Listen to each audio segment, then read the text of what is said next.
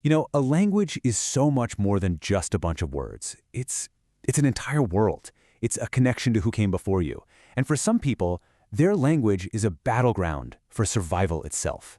So today, we're going to dive into the incredible story of a people and a language that are absolutely refusing to be forgotten. I mean, really think about that. What does it actually take? It's not like you can just dust off some old dictionaries. You have to literally breathe life back into something that, for all intents and purposes, the world had declared dead. So how on earth do you do it? Well, to really get the stakes here, we have to start with this pretty shocking fact. We are living through a period of mass linguistic extinction.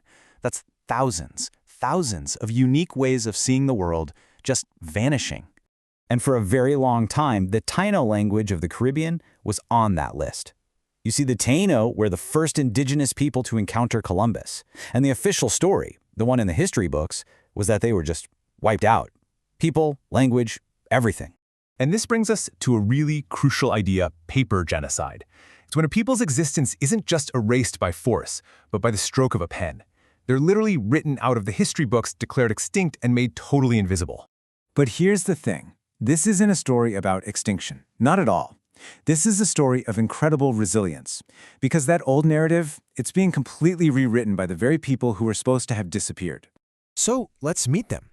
In Jamaica, the descendants of the Taino are not some historical footnote. They are a living, breathing community, and they are actively reclaiming their heritage, their identity, and yeah, their voice. And this quote from their chief, Kasabiya Kalan, it just says it all, doesn't it? We were never discovered and are still here. It's such a powerful rejection of that whole colonial story. They didn't disappear, they're still here. So what's at the absolute heart of this comeback story? Well, it really all boils down to one single, super focused mission. This right here. This is the whole ballgame. Because a language can exist in old books and colonial records, but for it to be alive, it has to be spoken. It has to be used every day, in jokes, in arguments, in lullabies. And as Kasabiya Kalan explains, that's the ultimate goal. To raise a whole new generation of young, fluent speakers. To create a future where their language, Wahiyani, which by the way means our language, is as natural to the next generation as breathing. Okay, but this sounds pretty much impossible, right? How do you rebuild an entire language from just fragments? Well, it turns out the process is this fascinating piece of linguistic detective work. So here's puzzle piece number one. All they had to start with were these lists of words. And get this, they were recorded by the very same colonizers who tried to erase them. So you have a vocabulary, but no grammar. It's like having a box of Lego bricks, but no instructions on how to build anything. But then, a critical breakthrough, a clue, hidden in history itself. It turns out, Taino women who were taken by the neighboring colonial people held on to their mother tongue. This women's language, as it was called, survived and actually became a key part of the modern Garifuna language, and that's a huge deal. And that discovery just blew the doors wide open. By studying Garifuna and all these other related languages, I mean, look at this list. It's massive. Linguists and community members can start to piece together the grammar, the sentence structure, the very soul of Wahiyani. It's this painstaking process of filling in the gaps. But this whole project is about so much more than just grammar and vocabulary. It's about reclaiming a completely unique way of seeing the entire universe. This is such a huge point. You can't just do a one-for-one translation from English. Some ideas just don't exist in the same way. When you revive Wahiyani, you're reviving an Arawakan worldview, one that was shaped by the Caribbean for thousands of years.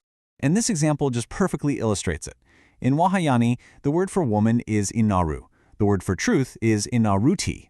In their matrilineal culture, the woman is literally the root of truth. See? A language doesn't just describe your culture, it encodes it right into the words themselves. It's incredible. Kasabiya Kalan puts an even finer point on it. He says that when people lose that connection to their roots, to their unique worldview, society itself gets knocked off balance. That connection, held inside the language, is absolutely essential. So you can see this isn't just some cultural project they're working on. It is a genuine fight for the future. Yeah, reviving the language is tied directly to the fight for basic rights, for acknowledgement, for their traditions to be respected by schools and governments. It's about making sure the next generation has this solid foundation of identity to stand on. Because really, at the end of the day, that's what this is all for. It's this ongoing journey to make sure that the next Taino kid can know exactly who they are, where they come from, and can connect with their family in the language of their ancestors. And that kind of brings us full circle, doesn't it? The story of Wahiyani is this incredible story of hope. It's a testament to the resilience of the human spirit. But it also leaves us with this really big question. If every single language is a unique human world, how many of those worlds can we really afford to just let slip away into silence?